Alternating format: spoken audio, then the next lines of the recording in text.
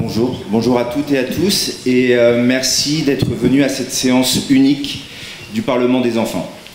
Cet événement s'inscrit dans le cadre du projet Passage. Yana Klein, dramaturge, ici présente, et moi-même, Stéphane Choukroun, avons suivi et accompagné 3 classes de CM2 et 3 classes de 6e depuis le mois de novembre dans la réflexion pour la réhabilitation de la porte de la Villette. On est parti de la vue aérienne de la place, que vous pouvez voir sur l'écran, et on a tout de suite remarqué que le périphérique occupait beaucoup trop d'espace. Notre première idée, c'était donc de faire disparaître cette partie du périphérique qui passe juste au-dessus de la place. Pour ça, on a décidé de créer un périphérique souterrain. Une fois qu'on s'est débarrassé du périphérique, on a tracé les nouvelles limites de la place et on a découpé en plusieurs zones. Notre projet pour la zone 1, c'est une aire de jeu et de détente dernière génération, ultra moderne pour enfants et adultes. Pour la zone 2, on a décidé de transformer le bâtiment déjà existant en une grande résidence pour les personnes dans le besoin, comme les SDF ou les migrants. On voudrait placer au centre de la place une attraction pour explorer les sous-sols de Paris. Nous, pour la zone 4, on a plutôt imaginé des choses pratiques et utiles.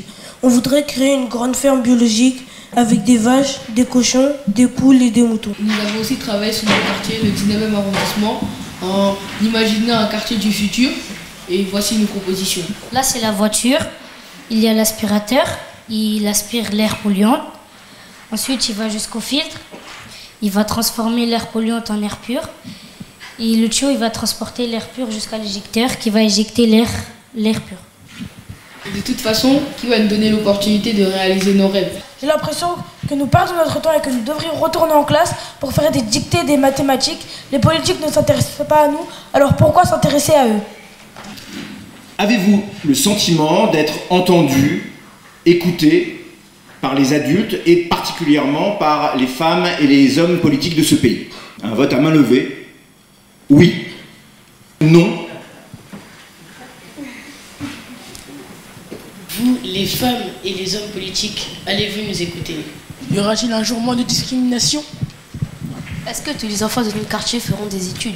Les filles auront-elles les mêmes chances de réussite dans notre quartier? La seule réponse que nous pouvons vous donner est simplement de constituer un livre blanc.